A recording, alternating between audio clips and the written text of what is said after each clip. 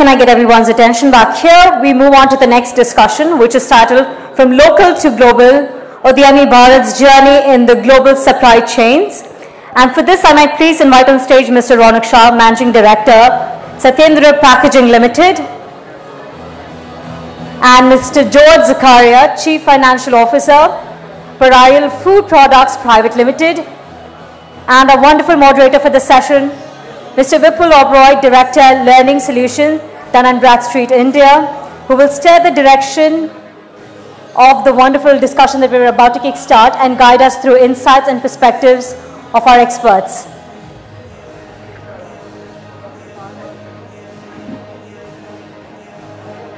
Well, thank you so much for participating in the speed networking, but may I request everyone to kindly put a stop to the networking right now, and can we please have all eyes towards the stage area. Mr. Oberoi, the stage is all yours. Thank you. Thank you.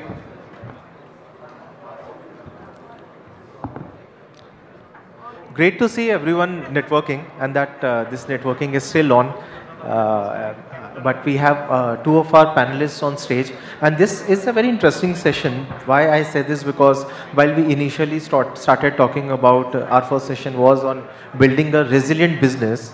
Secondly, we moved on to women entrepreneurs. We have discussed access to finance, but everyone wants to spread their wings, and not just domestically, but also as far as global markets are concerned. So exports is something which possibly is every SME, every mid-sized corporate wants to look at, because there are certain benefits that accrue from it, and namely it gives you access to a bigger market, it gives you access sometimes to more premium on your products, it of course gives you a new market to utilize your inventory, but it's not an easy game.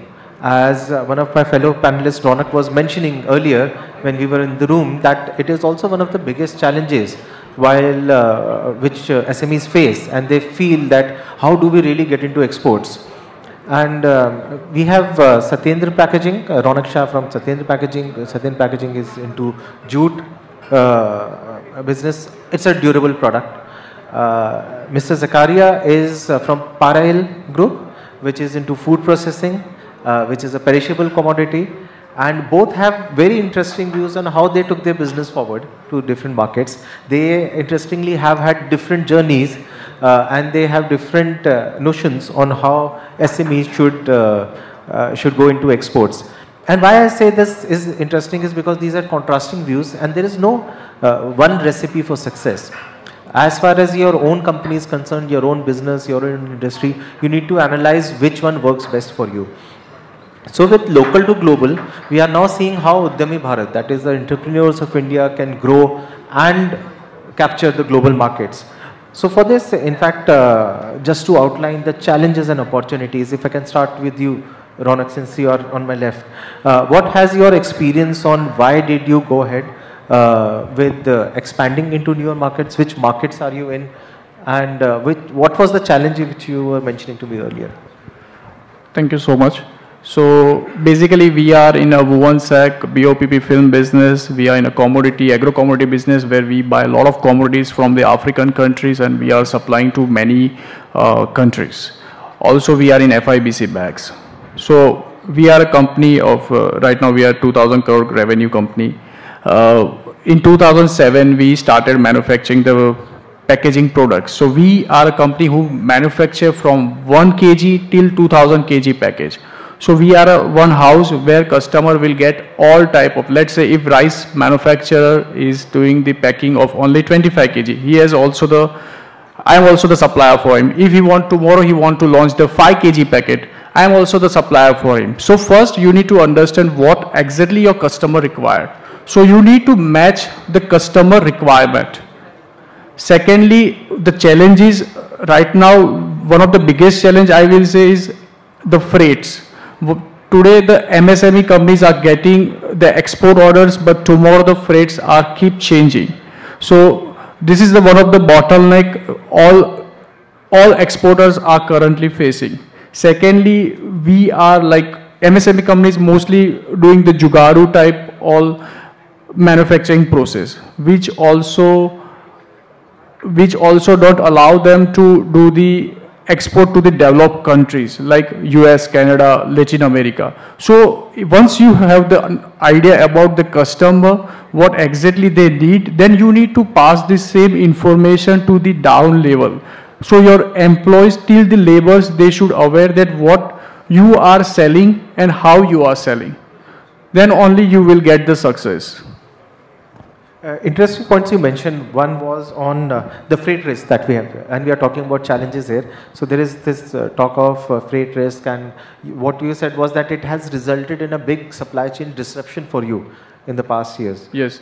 So currently, let's say for US, we have the contracts of $2,000 to $2,500 per 40 feet high cube containers. But right now the freights has been increased to $8,000 to $9,000, and still they are talking about it will increase. For Middle East, earlier the freight was $450 to $500. It's becoming now $1,000. And we don't know when it will stop. In a month, it's keep changing. It's keep increasing.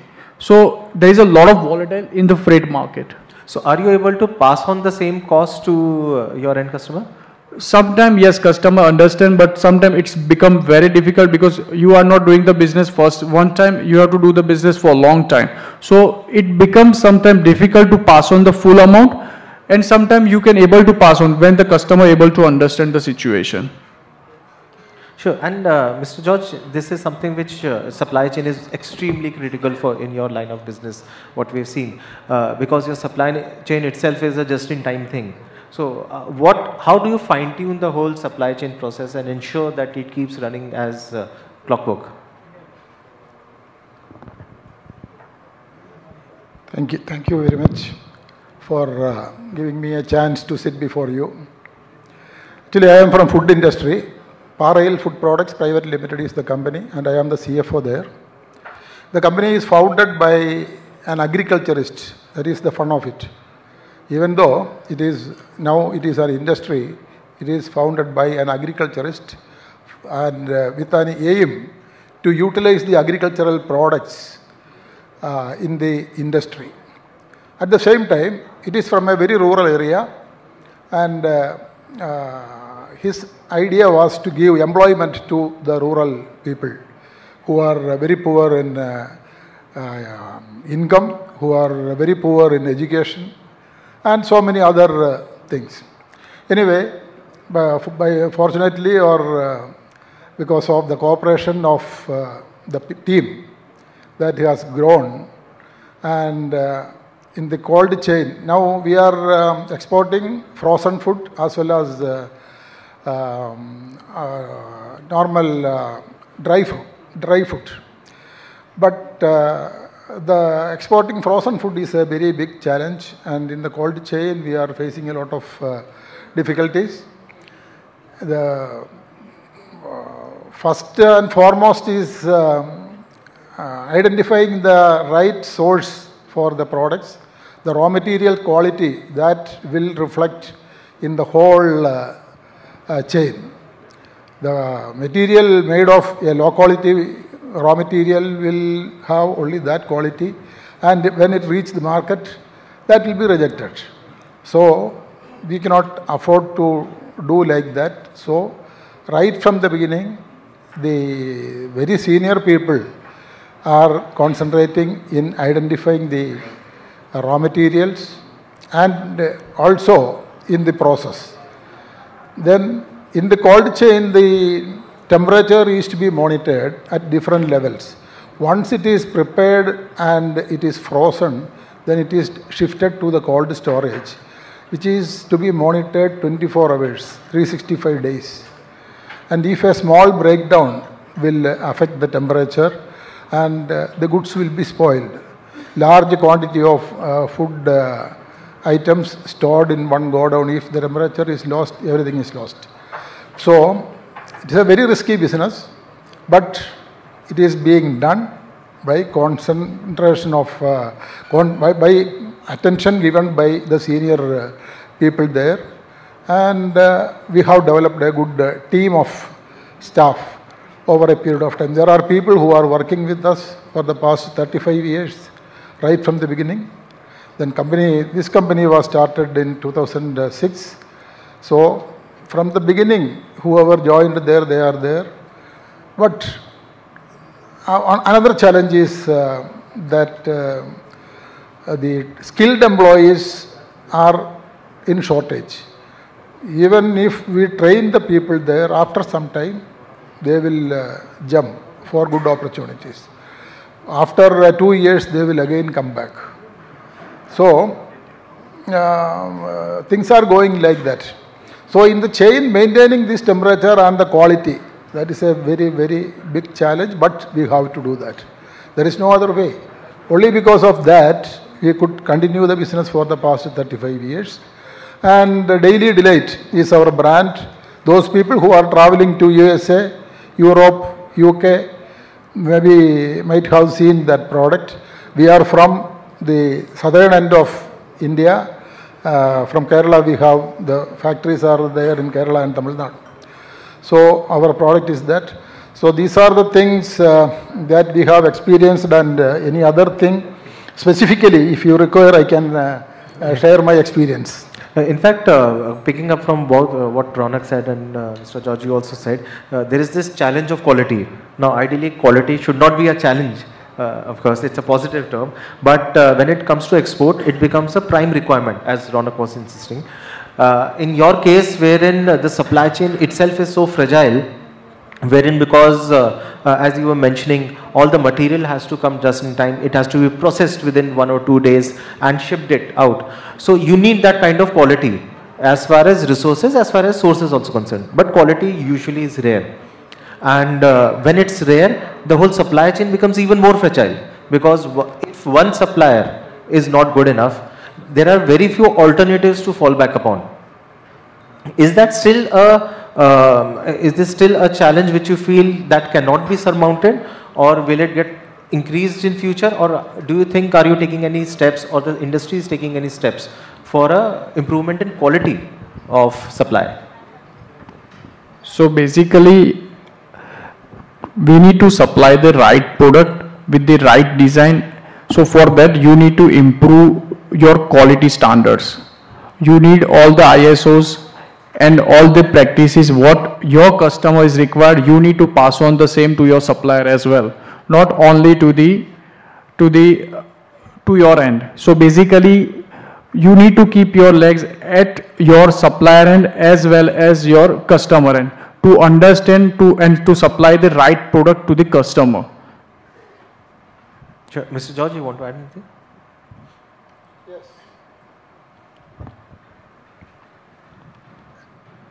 The right product to the customer, actually, we do in our in our market, we do a survey. What is the requirement of the end user? And we are trying to develop the product, and for that we are identifying the resources like proper raw materials, and also there is no rocket science in our products, but the accuracy and the taste and the flavor, all these things which the customer like.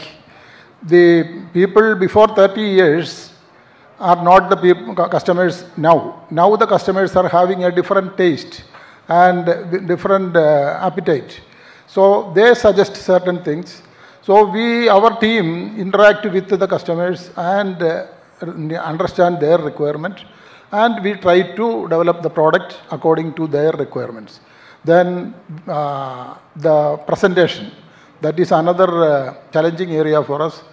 The products, if we simply pack it and give it, it will not be taken by people. The presentation should be of high standard, and for that a lot of study we have to do, and we have done and we are doing. Still we are in the process of maximum automation, because nowadays depending on the manual labor also is difficult, and for more accuracy automation is required, more perfection automation is required. So we are now in the process of having more automation in our workplaces. In fact, I can pick up a common denominator in what both of you said is understanding the customer better with kind of research or with the conversations that you have. And that also indicates that quality is not what you think it is. It is what the customer expects is quality. Going on the quality front is one part of it, but there is also a major focus always when it comes to exports is on the innovation of it. So, from your industries and your companies, how critical is innovation there? And I'm talking about both product as well as process innovation. Is it for efficiencies? Is it for building a new SKU? Or it's just simply that you want a perception of quality to your external customers? So basically in our industry, if we want to bring something new, we need to develop or we need to design a new product as a package. So earlier we used to get like 25 kilo, 20 kilo rice or dal or wheat at our home, and then we used to store for longer time. Nowadays the things are coming in the smaller packing because the families also become nuclear. So day by day, the packaging are becoming smaller, customer demand are increasing, and they are also getting the same demand from their customers, from their competitors. So at the end, if they want to success in their business, they need to add something new. They need to go 1 mile extra. So same, we have to also invest. We need to make our product efficient. But at the end, as you know, in MSME and mid corporates, every time you cannot invest. You need to change the process, or you need to minimize the process flows, and you need to make the product best. Because every time you cannot, like you earn the money and you save money, you cannot put it back in the technology, right? So you need to change the process, you need to make the product more efficient, then only you can achieve the targets and you can make your customer in a longer way. So what we are seeing is one was to improve your supply chain, one was quality, second was on constantly innovating, understanding your customer. But if you have done all these things, there is still that big question of money and access to finance on how to go, what route to take is also something which both gentlemen had very different views and both have succeeded, interestingly. So, from your side, Mr. George, you were talking about that there are certain kind of alliances that you have built in the global markets.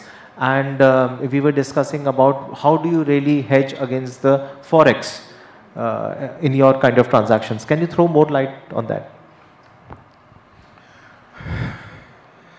Actually, when we sell our products in the foreign market, we are exporting it and we are getting the price of the products in foreign currency, say US dollar. In fact, we have invested the money on products here which we spent in Indian rupees, and we have to get that money which is invested on the raw materials and the manpower and the other expenses, we have to get back plus a margin. But nowadays there is a volatility in the foreign exchange. The rate at the time of manufacturing these products may not be there when we sell it or when the product reaches the market. So we have to cover the exchange rate fluctuations, for which different companies adopt different methods. One is, which we have adopted, we take the loans from the banks in foreign currency itself. Exporters can get the loans in foreign currency. Once we take the loan in foreign currency, we are sure that we have to repay this much amount. And when we sell the product, we know this is the rate, this is the quantity, and we get this much money. So whatever is to be given can be given to the bank, and this is our surplus. Everything can be calculated. That kind of budgeting should be there for every SMEs. Without having such a budget, if we are proceeding, we will not be reaching anywhere. I think we were hearing about the financial discipline. This is one part of the financial discipline. Then in our case, we take the loan in foreign currency, but for a startup or for some other small companies, perhaps there may be difficulties in getting the foreign currency loan all of a sudden. At that time, they have to do the forward booking. For forward booking, there is an expense. That is why we avoid it. But either this way or that way, we have to make sure that the sale value is as per our calculation, for which the forward booking can be utilized. And another thing I heard, the rate of interest also is very important for SMEs, for small, especially for small units. If the rates are high, perhaps it will be difficult for us to succeed. So we have to be disciplined and we have to make our balance sheet pakka to get a good rating. Banks will look into all our financial parameters, and if we are healthy, if they find that we are healthy, they will lend at a lower rate. So that should be our strategy. That is what I think about it.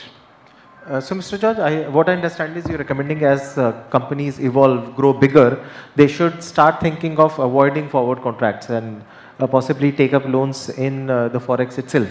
And Ronak, you had a differing viewpoint on taking loans in forex itself.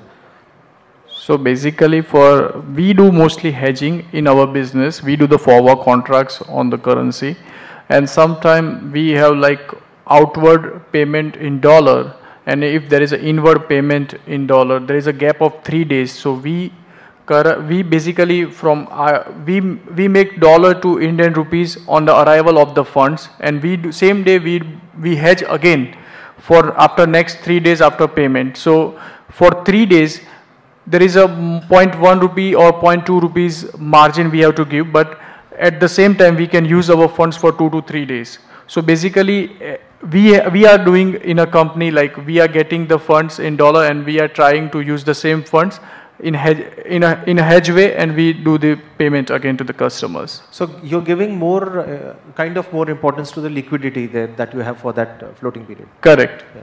Okay. Would you also agree to that? That's also a way to go, Mr. George? Actually, we are not doing the hedging because we get our proceeds in foreign currency and we remit it to the loan directly. Okay. So there is no question of exchanging. Okay. We are not losing anything for exchange of the funds. So when anyone has to expand to new markets, one always looks for partners and alliances, and typically either you can start by on your own and start your office, or you can go the JV route. What you to Ronak and Mr. George both, what are your views on getting into JVs? Ronak, if you can start with that, on how should one go about it, or should they? For JVs, mostly people goes because if you are like doing, let's say we used to have a lot of JVs in Africa earlier, but day by day there was some conflict, or maybe there was some interest issue between both the partners, and then it comes under one person. So so basically I suggest that there should be some interest from your partner or from your JV partner, then only we should go ahead, or maybe there is some financial benefits from them, or there is some market benefits. Like if someone asks me that I will make a distribution of your products in US and I have this much of experience, then yes, I am more interested to go with that. But if it will not add any values in my business, then I suggest better to start. Of course it takes time when you go alone, but it will go on a nicer and longer way. So it's always best way to start and to go on a longer run. This is what I can suggest here. And Mr. George? JVs will have its own merits and demerits. As he said, that perhaps in a partnership there can be difference of opinion between the partners. But if everything is clearly defined and limits are clearly known to both. And if both of them have a single aim, all those things can be resolved. That is what I feel. We do have JV with the outsiders, and it is running smoothly. Of course, there are two opinions coming on certain subjects on certain occasions, but we will put it into discussion and it will be resolved. Like that it is going on. That is an added strength for us, because when a partner is there on the spot, every time the owner is traveling can be avoided. So it is working well, but we have to gain something from that partnership. We have to gain something, either technology or fund or marketing. One of these things, and there may be other reasons also, raw material supply. Actually, we import raw materials at some time. We are, though we are in food business, some raw materials, when there is a shortage, we import it. So when we are having such facilities, then the sourcing will be very, very easy for us. And market is the most important thing for us. And if there is a support for marketing from another entity abroad, then it will be more easy. That is, in that way, JV is good, but we have to clear the problems then and there. So what I learned from this is that for JVs you may not have a common goal, but at least intent of both the parties should be that it should be a win-win situation. And as we approach to the end, it's a time's up here. But one learning is on the JVs. The next other learnings are that one should have a heavy focus on quality. And as Ronak mentioned there, that quality is not just about what you think. It has to actually percolate to your whole ecosystem of the supply chain down to the laborer level. And that was also seconded by Mr. George. And I think one of the most important learnings is the KYC applies in this business also. It's about knowing your customer, what do they expect, what do they want, what are their goals, and understanding their behavior becomes equally important in in our companies to decide how the supply chain format should be, what the credit terms should be, and how we can grow together. So thank you, Ronak and Mr. George, for these insights on how SMEs can grow and become exporters, how they can penetrate new markets and possibly become big size companies through exports. Thank you.